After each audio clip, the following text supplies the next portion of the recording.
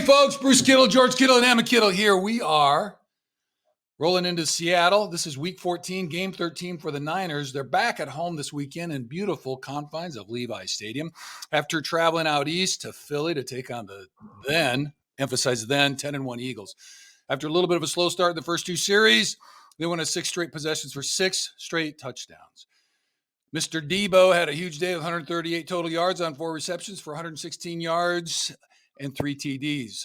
While he was talking some smack, he was walking some jack and backed it all up.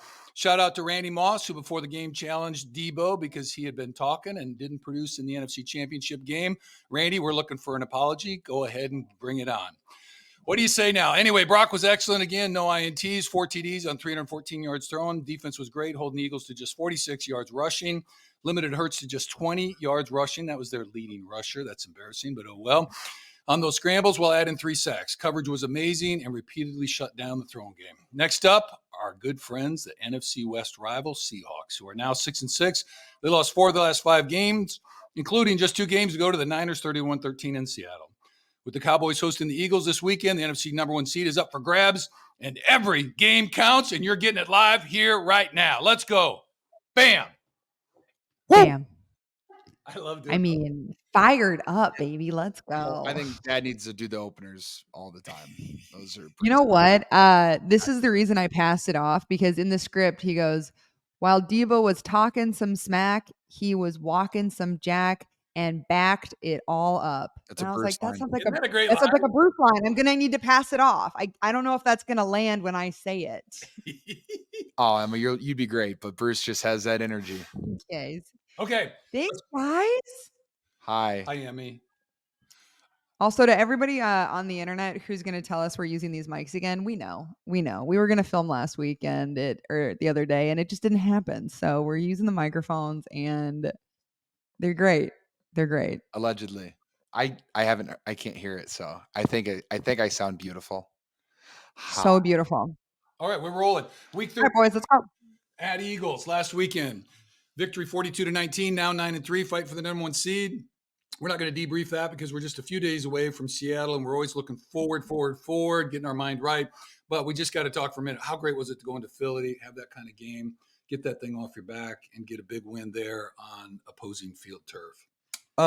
Anytime that you can go into someone's home stadium and get a win is huge. It's really fun. They have a fantastic atmosphere there. It's a really great time. So very happy with the outcome. 6 straight touchdowns is pretty awesome. The offense was rolling, converted a lot of third downs. I think we were 8 of 11 on third down. That's the reason you saw so many points. We were able to stay on the field, and that's why you got to see the run game. That's why you got to see us just continually just work. And that's just because we stayed on the field. And then by the end of the game, it was short drives, long explosive plays. So we got to love those. Let's see. Overall, really fun. Main takeaways or lessons as we get our mind right to focus on Seattle. I would say, I don't know, really takeaway right now looking back at Philly, besides winning's really fun. And we've got a pretty talented team when we play really at a high level and we're on our stuff. So looking forward to Seattle. Wait. Rewinding back to Philly. Yes, Bruce? Well, Bald guy in the back. hey, I just think there is a lesson in there. Here's what I took. Anyway, you guys went into a hostile environment, and honestly, you were 2 or 3 and out twice in a row with penalties. And then the third, you went for negative yardage. Then you had a penalty, and you're sitting there. Then they got the Ayuk on second down, and then you converted the third. But I think what a great experience to go in, not be firing, hostile environment, tough setting against a good opponent. And then third series, even that one looked like it was going down. And you guys rally and go down and score. And then it was just bam, bam, bam. So just the tenacity and staying with it, I was really proud of it, all that. So that was pretty cool. Yeah, I agree. Being able to, I think the biggest plays of the game were our defense holding them on their first 2 drives to 6 points. It was huge. Yeah, they go down long drives all the way down to the red zone, can't convert, can't get in the end zone, had to kick 2 field goals. And our third drive, we go down and score. Hey, oh my gosh, we're leading 7-6. And then kind of got some momentum going. Our defense held them again. We go down and score. Defense holds again. We go down and score. And then that's just the way it was going. And so, yeah, our defense played a hell of a game, and our DBs are playing at a high level. Our D-line's playing at a high level, and our linebackers are doing what they always do. Okay, one more thing. One more thing. Okay, and this is a dad thing. So on 3 of those touchdowns, at least, but if you're watching the tapes, everybody saw the Deebo around where you blocked 2 guys down the end. I did block 2 guys. That was great, and all the Philly fans are whining. They had us down as the 49er whiners. Yep. 40 whiners. I've never read so much whining, but anyway, that's another story. So there was that one, and then there's the other Deebo down the middle where he's running that crosser. And then did you see Bell's block? Kind of a tackle, but it was still pretty good. Anyway, knocked the guy down. Teabagged him too on the way up. Anyway, and then you were downfield on that one. And then there was the other one where we scored off to the left side. Anyway, I'm just saying, all the guys, they do such a great job, whether you got the ball or not. Even CMC on some of those, he's downfield, he's knocking guys down, trying to, and doing all that kind of stuff. So it's such a great effort. But I was super proud of you. You were way downfield, and in somebody's face, making the difference. So guys are getting yak, and we're scoring touchdowns. So it's just such a great team effort, seeing everybody. And just shout out to the O-line. Thought overall everybody played really well, and it was great. And just getting the run game back again. So anyway, okay, that's enough of that. All right, let's roll. Seattle. Do you want to talk about the NFC West? We can, but when you have a team that has a lot of guys who can score from space and from distance, it just makes you want to be a part of those highlight reel blocks. So like every time Christian has a run, I'm like, hey, he could score here, so I'm going to block my tail off. Right. Anytime I see Deebo catch the ball, I'm going to try to find someone to block. Anytime I see Ayuk, Juice, Jawan Jennings, Elijah Mitchell, I don't care who it is, I'm going to go out of my way to block as hard as I can for them. And I do that too, in partial because when I get the ball, I hope they're blocking for me as well, because I like to have those long runs and touchdowns as well. So it's just like a whole team mindset and mentality. And it's fun to see too. Every time someone scores, Aaron Banks is usually the first guy to meet him down there, which is impressive. I will say this: he has the fastest offensive lineman time in the NFL this year. I think still it was week 1 against Pittsburgh on Christian McCaffrey's long touchdown run. Oh, he was running downfield. Yeah, he hit like 18 miles an hour or something like that. That's not bad. Good job, Banks. Moving. Hey, I will say though, I mean, just thinking about that from the mindset perspective, it's like, I feel like as a coach, you would always tell your teammates or like your players to block as hard as you can, like always visualize that you're going to score. And here you are playing in a position where that's the actual reality. Like every single time one of those people touch the ball, there's the likelihood of a touchdown. And it's so fun. I mean, as a fan, it's so fun, but I'm sure as a player, it's even more fun. It's really fun to be on a team where everybody can have some fun. The O-line coach, Furster, am I saying that right? Yeah. He had a great point, and he's been coaching O-line for a long time, but he just talked about, guys, their mindset, it's the initial block. But the whole question is, did your guy get in on the block later, on the tackle? Mm-hmm. That's the whole point. You might do a great job initially, but then if he works back in and it ends up being a 3-yard gain because you didn't finish. And so it's just having that mindset that no matter what, after the whistle, your guy did not get in on the play. And if all the other 10 guys who don't have the ball are doing that, things work out. And that's really a lot of that's been happening for the Niners. So it's been really good. And I just got to credit. I think you can just see gradual improvement in that O-line, and they're doing a really nice job. So they're doing a great job with that. So pretty fun. And the D-line. I mean, we don't want to take anything away from those guys. So great job. And it was really fun. Okay, so Seattle. Let's jump to Seattle. George, how different is the game plan? Like, you just played them. So how much does Kyle switch up the game plan?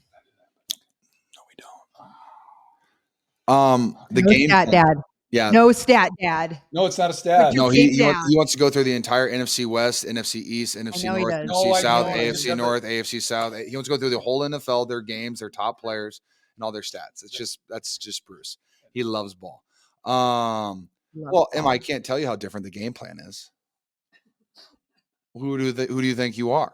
But like when you play someone like this close back to back, and especially a division rival, you look back at the things. Hey, what worked well? What didn't work well for them? What do we think that they're going to change up?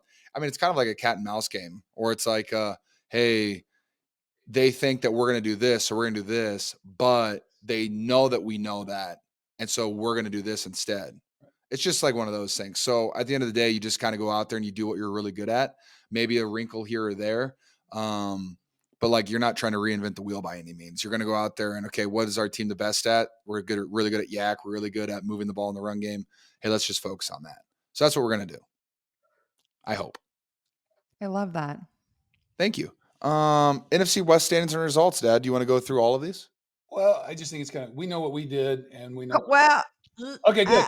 Then the Rams. Okay, so Rams are climbing now. They're at second because they beat Seattle, and so they're 6-6 along with Seattle 6-6. They beat the Browns last week, 36-19. So Rams are really coming on. So that's going to be one to watch. They're at the Ravens this weekend, which is going to be really interesting because we see them in a couple weeks, who are 9-3 and beat the Chargers last week. So that's good. Seattle 6-6. They lost to Dallas on Thursday Night Football. Pretty tight game. So, but we know they're visiting us, so that's good. So they're ready to roll. Oh, Metcalf had a big game, so we're going to balance that. We'll talk about that. And the Cards 3-10 went into Pittsburgh and beat Pitt, right? 24-10, and they're on their bye week as they wait for us in another week. So there's another team. I think that's They're on their bye right now. Yeah, that's the fifth team that we played after the bye.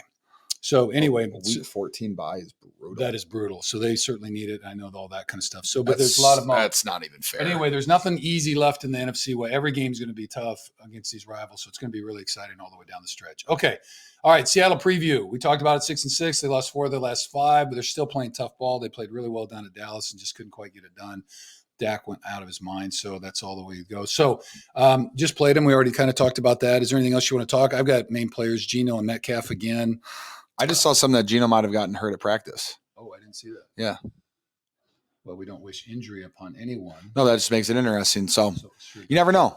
Seattle's Pete Carroll's won a lot of football games with a lot of different teams, with a lot of different players. He knows how to win. He knows how to get his guys going to win.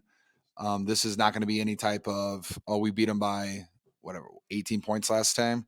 It was a very close game. It was 21-13 at one point, I'm pretty sure, in that game. And we had to go down there and make a couple plays on third downs. And we were really bad on third downs last time we played them. And our defense had to make some plays.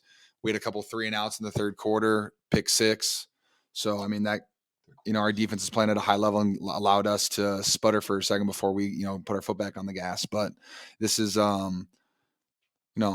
have to win a lot of football games. We have to win games to, try to secure, that 1 seed. And so we're looking at one game at a time, but this is the most important game of our football season is this Sunday at 1:25 in Levi Stadium.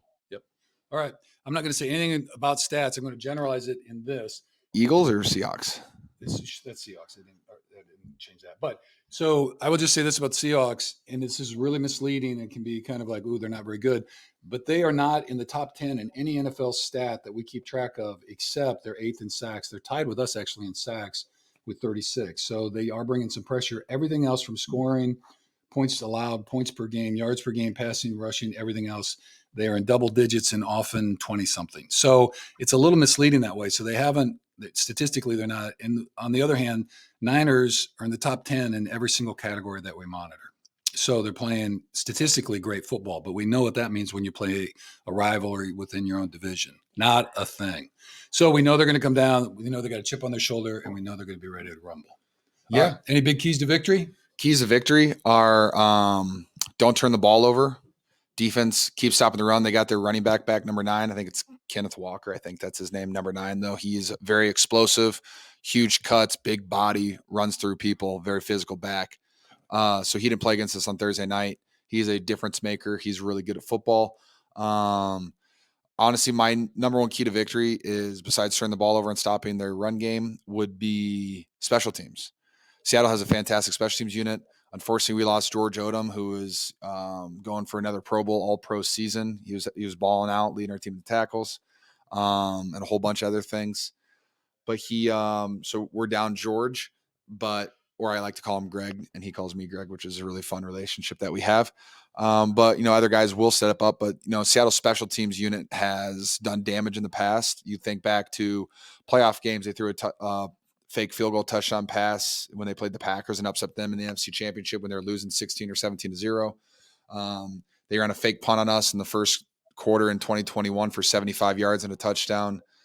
Their special teams unit, they always, are really, really talented, and they take risks. So don't give up anything in the special teams. Don't turn the ball over. Stop their run. And then give Christian McCaffrey the ball. Those are my goals. 25 carries. And throw it to me, too. That works, too. I like that. But let's just win football games. There you go. All right. Cool. All right, Emma, you got any keys to the game you want to add? Definitely touches for George. Thanks, Emma. All right, like that. I'll send this to Kyle right now, guys. Kyle Shanahan. He's a listener. I got some words, honey. I got some words. His mom is. Oh, Good old Peggy. hi. Yeah, Hi, Peggy. she's great. Updates, viewers, and questions. Let's do the Ask George and Football 101. No, So we can I'm going to do my shoes. Oh, you want to do shoes first? Yes. Okay. Well, so I got a pair of shoes out of my shoe closet, and then when I was walking out here to record this podcast, and then my mom gifted me shoes. So this is what I'm going to show you guys because I've been wanting these for a long time. They're beautiful. These are Birkenstocks, but they're furry on the inside, a little white fur, a nice tan color. They're super, super cozy. My mom just gave them to me, and I was like, Mom, you can't give me a gift this early for Christmas. And she goes, it's a pre-Christmas gift. Don't worry about it. It's totally fine. And Is so Jan the best or the best? she's the best. There's So no rules with Christmas. I know my mom makes all the rules. This is Jan's rule. Number 74 is pre-Christmas gifts are allowed if you are the rule maker, which she is. So thank you, Mom. You're fantastic. Okay. I love that the other rule. shoes I was going to show, I don't know if I've showed these before, but these are my off-white Blazers, the Serena Williams edition, all gray, super nice. I don't always leave the tag on my off-whites. I'm not really that big of a fashion icon, but I do love these sneakers. The off-white Blazers, the Grim Reapers, the all black ones, were the first sneakers that I ever collected. That kind of started me down the rabbit hole. Serenas I added to my collection after the what was it, not the Halloweens, but the orange ones. So I've completed that set. I got the all whites as well, but the gray and purple and black is a nice smooth shoe. So I got those, and then yeah, okay. You want to ask Football 101 George questions? Yeah. Here we go. All right, we got. Let's start with Ask George. This is from SF49er, Sixth Man. Guys, also, I didn't realize how much easier it was for everybody to just respond on Instagram. So thanks Way easier. for Thank you for everyone for thanks for responding. like your hundreds of submissions. That was incredibly fun to read. Okay, anyway, SF49er, Sixth Man wants to know, what's your favorite band? My favorite band? Music. Well, when I think of band, I think of guitar, drums, and such. I would say three off the top of my head. Wolf Mother, AC/DC, and Counting Crows. Solid. And then like just musicians by themselves, like Post Malone, Jelly Roll, Chris Stapleton, and Lil Uzi Vert. Okay. Love that. Wow. All right. The next one On top of that, I just want to ask you guys real quick, what's your guys' favorite Christmas song of all time? Because that was a good question. That's a good segue. I'm going to go first. You guys can't steal it. Bruce Springsteen, Santa Claus is Coming to Town is my favorite. Just listen to it today. I've listened to it 3 times today. I've been on a Christmas kick all day. I've been listening to Christmas music since 6:45 a.m. And the whole training room is just listening to my Christmas music. And so you're going to take this Christmas spirit and you're going to like it. Whether you like it. George, would you be down to share your Christmas playlist with us? Yeah, at some point I would love to. It's full of Bruce Springsteen, Ariana Grande, a little Michael Bublé, Lil T Swift. I forgot that she did Christmas music. I was just like a shuffle and she popped on for a couple songs. I was like, dang, she's got some bangers. Goodness gracious, woman. But yeah, no, I'm all over the board. I like the old ones, I like the new ones. I like Christmas. I mean, like there's like Mariah Carey's All I Want Christmas You is the GOAT, but like my personal favorite besides that is Bruce Springsteen. Dad, anything? I'd have to go with Elvis, Blue Christmas. Love that one. Just kind of, I'm gonna be a blue. Bruce, what's your favorite band though?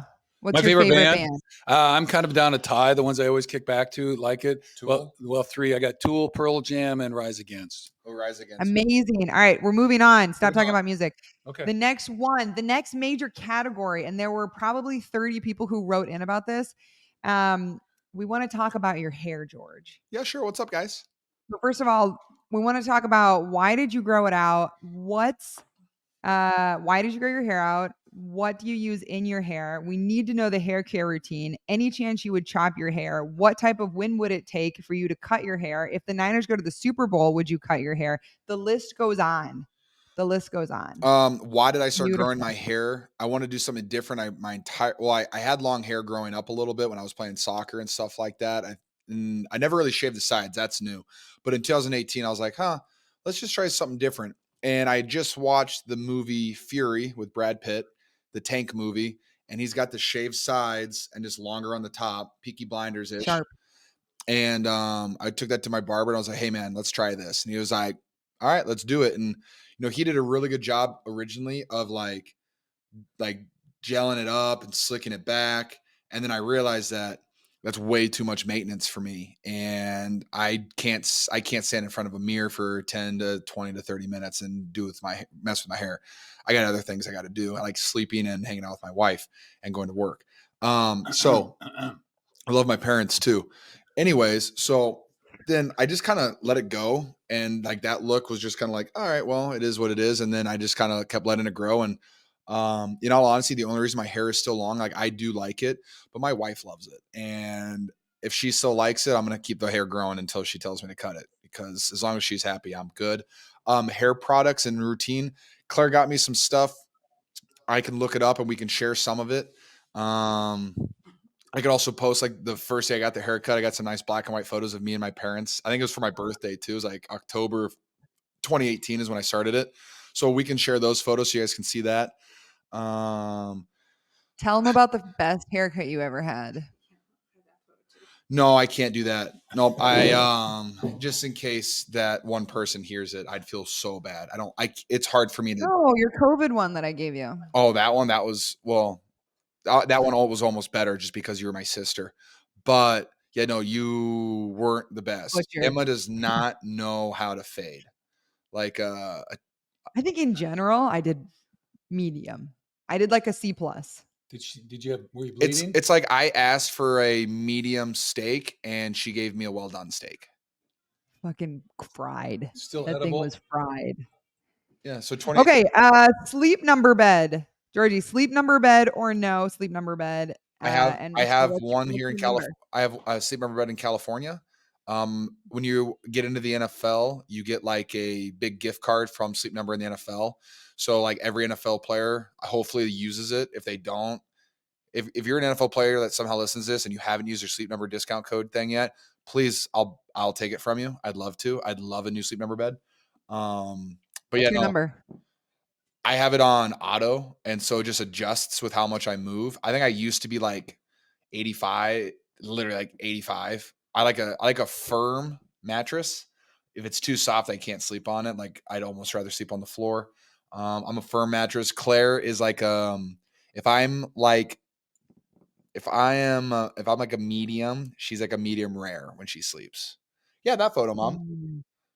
Oh yeah. Okay, George, Yes. Lizzie _13 says pick 3 colors I should use for the bracelet I'm making.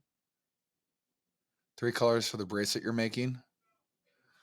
Blue, white, and silver. Beautiful. All right, football 101. Blue is my favorite color. WTF. Okay, this is Christopher Dormandy. WTF is cover 6. Please explain, bro. Cover 6 it's like just think of 2 coverages in half. It's cover 4 and cover 2 together. So like one half of the field has a cloud corner with a deep half safety, and the other side is they're playing quarters on it. So you have a quarter safety and a quarters corner.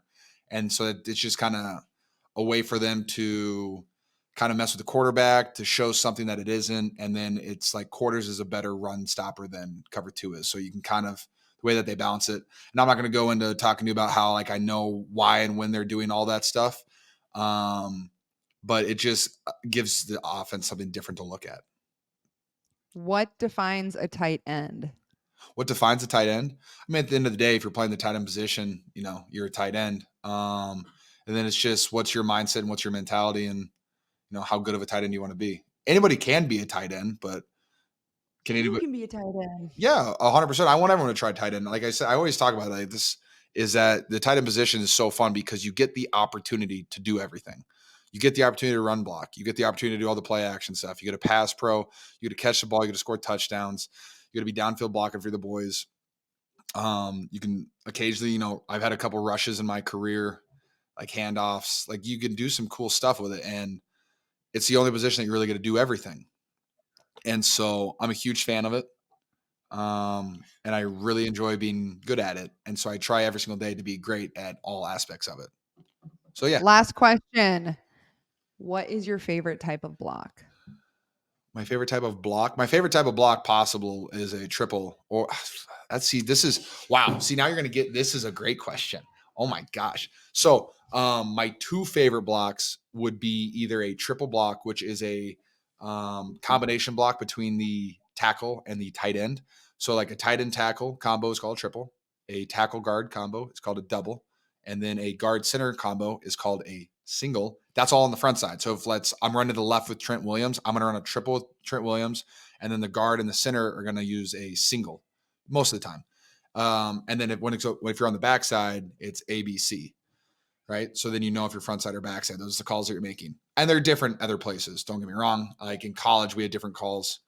I can't even remember what it was called in college, but the triple block is my personal favorite. It's like you're in an outside zone. There's a defensive end that's head up of me, and me and Trent are going to take that guy, and we're going to double team him up until either a safety, and depending on the play call, it's how we're targeted. You know, Jake will make a targeting call, but hey, he's going to go to the Mike linebacker, so that means we're going to go to the next one over, yada yada yada. But we get a double team the down lineman all the way up to the linebacker and or safety or out to the corner, depending on the play. That play is really fun because when you get a really good one, and when you're running with Trent Williams, who's the best in the world and the best to ever do it, and I feel like I'm really good at the run game. You watch the tape, but when you have me and him working together, it's usually pretty special and beautiful, in my opinion. And on the other side of that, I have had, I learned a lot about triple and block with Joe Staley too. You can go back and look at that tape. That was phenomenal.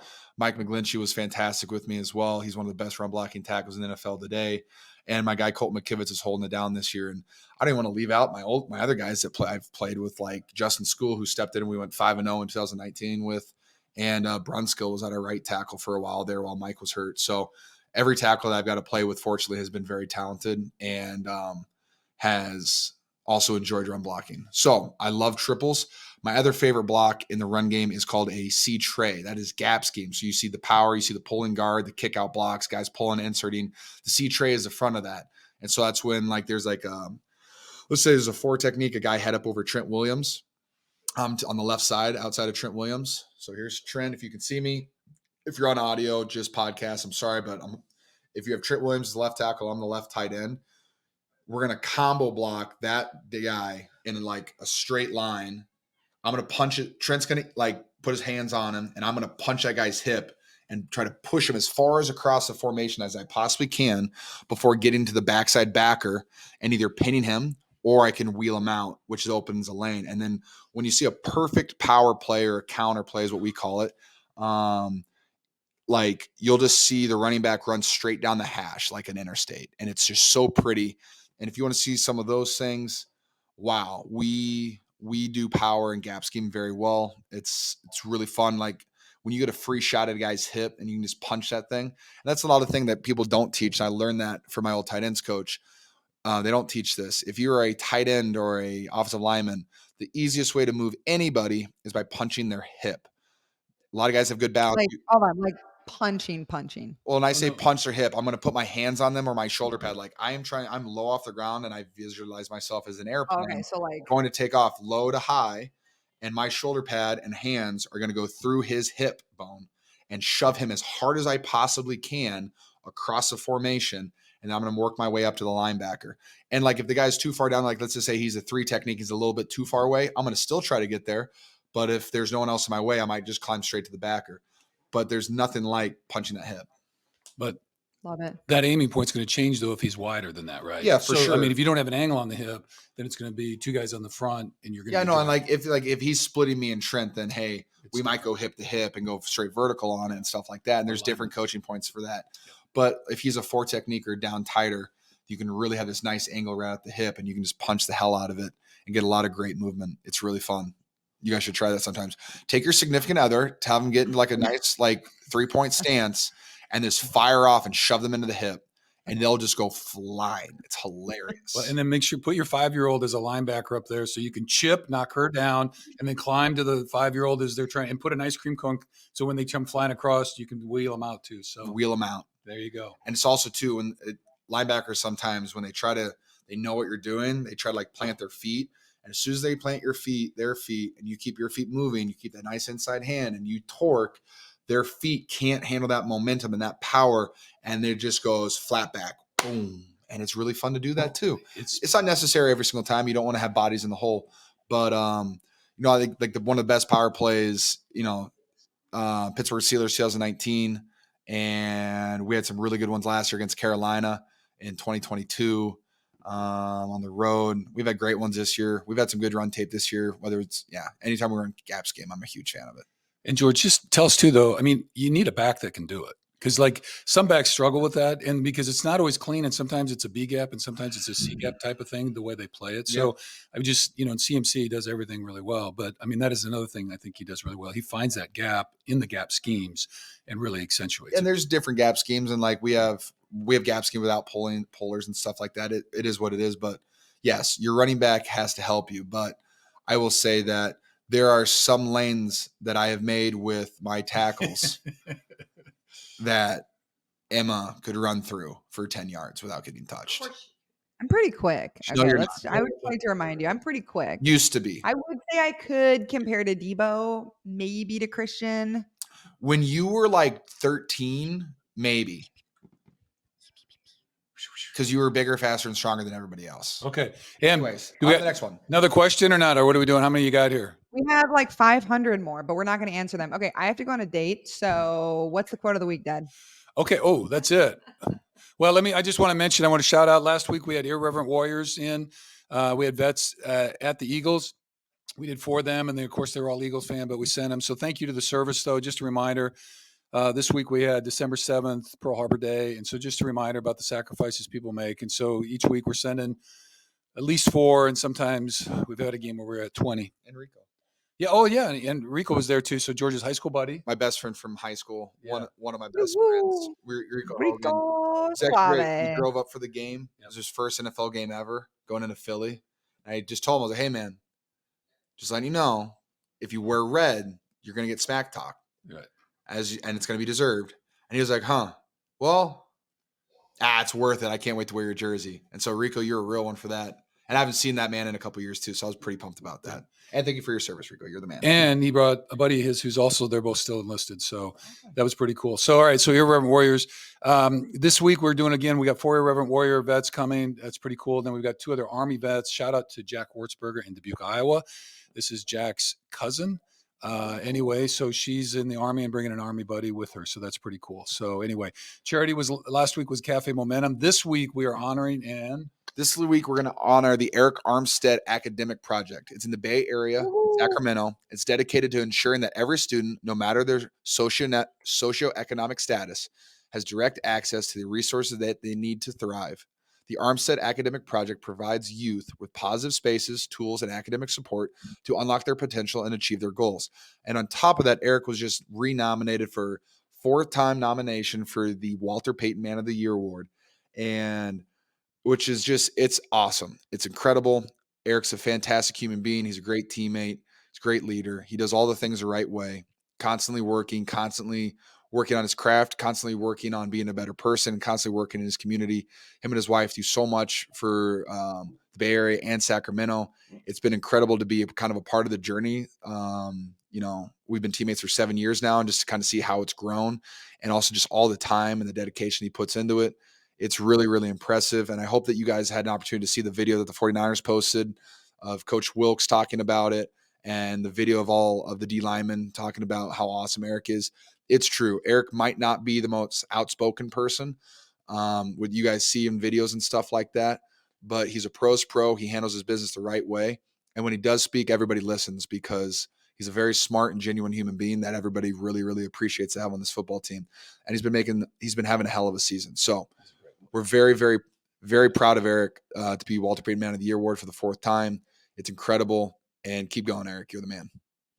Exactly. Okay. Hell yeah. All right. So And as a close, guys, I got to read you this. I have your phone real quick, Mom.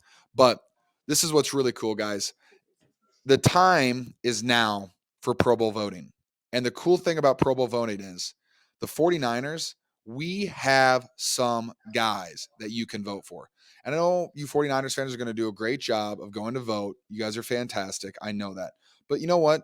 Maybe vote more than once. Maybe vote 2 or 3 times. Because A day. yeah, I'm pulling this up, and let's just think about this. Right now, the 49ers have 1, 2, 3, 4, 5, 6, 7, 8, 9, 10, 11, 12, 13, 14, 15, 16, 17, 18. We have 18 players in the top 10 of voting in their respective positions. We have 4 guys that are top 1. One guy is second, multiples that are 3, 4, 5s. Like, we got some players on this team that are all contributing, all having huge games, and keep voting for them. And we're going to keep playing at a high level. I promise you that. We have a really good team this year. It's really fun. And just the fellows that we have on this team are really, really fun to play with and play for.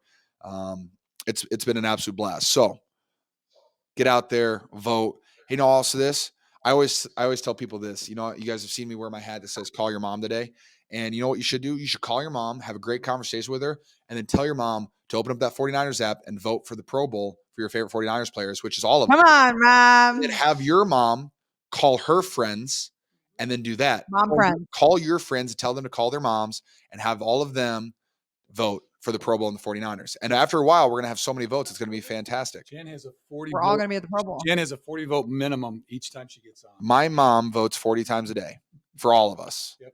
And so that's the standard, guys. If you're trying to win, be like my mom. Thanks, Mom. Be like Jan. Okay. You like Jan. We're going to roll in the quote of the week. Emma, do you want to read it? Or do you want me to read it? Let me set it up. Just as well, it's in there, but okay. Give him the mic, George. Okay. Hey, this is on our Jim Morrison of the Doors. If you don't know who that is, you should go check it out. Anyway, Jim was a very, very, very, very, very, very free spirit back in the day, but he would have been 80 years old today from way back when. Anyway, and his quote is this: people are afraid of themselves, of their own reality, their feelings most of all. People talk about how great love is, but that's bullshit. Love hurts. Feelings are disturbing. People are taught that pain is evil and dangerous. How can they deal with love if they're afraid to feel? Pain is meant to wake us up. So, and this is just going out to you. So, one, I just want to normalize that being a human being can be painful. Just being in a relationship, things don't always go. It's not perfect. It's tough. But just know that everybody's going through a lot of that stuff. It happens and shit happens. Nothing's perfect. We always talk about that. And remember, it's not personal, but don't give up. And the one thing, too, is if you're in that stage where you got to do a little bit of healing, remember, you got to feel it to heal it. And if you're burying it, hiding from it, running from it, putting it in the closet, or drinking or doing drugs to get out of it, it ain't going to do it. You got to embrace it, look at it, meet with whoever, and work it out. You got to integrate it into the system. So anyway, so here's the Jim about not being afraid of the pain. And although I know it can be super, super tough. So just know this Christmas season, this holiday season, it can be really brutal on people. So don't do that to yourself. Be forgiving and be loving and reach out to people that might need a little extra shout. So anyway, so that's my hidden pearl of the week. Anybody else want to add something? My hidden pearl of the week is currently, as we're sitting here recording this, I have a bunch of friends that are in town and my parents. But I have a lot of friends that are in town that I don't get to see very often. And some of them I would consider some of my best friends. And so just thankful that there are so many people in my life that I care about and that care for me. And it just makes me really happy, including you, Emma. Thanks. Mine, I have 2. The first one is that I took Dane. Dane got an ear infection. Dane is my dog. He is 8.5. And I took him to the vet, and the vets were just like raving about how old he is, but like how he's really getting up there. And like for his size, they're like, he should be in way less shape, and he's so healthy. So that just made me so happy, because Dane was a little thick a couple years ago and has lost he's lost 15 pounds. It just snuck up on us, guys. It's hard thick. not. That boy was a roly-poly. That boy was a sausage. Like, that boy was a full-on lineman at this point. And he is very lean, and his joints are all perfect. And so, yeah, so it's good. And the other is that Cody and I moved to a new community, and I made some friends. And Hey, I'm very excited about that. So I'm actually going out to dinner with them right now. So I love you guys. Hidden Pearls podcast. We're out. Fantastic. Don't forget, you guys, we're still doing the Founding 100. Hidden Pearls app. Use code First 100 for the Hidden Pearl Studio app, you will get your lifetime. You'll get your lifetime annual membership for $100 off. And so check it out. I'll have it all in the comments. But yeah, love you guys. Thank you so much. Thank you for submitting all the questions. I love you boys. George, kick some ass this weekend and go Niners. All right, see you. See you guys. Three. Bang, bang.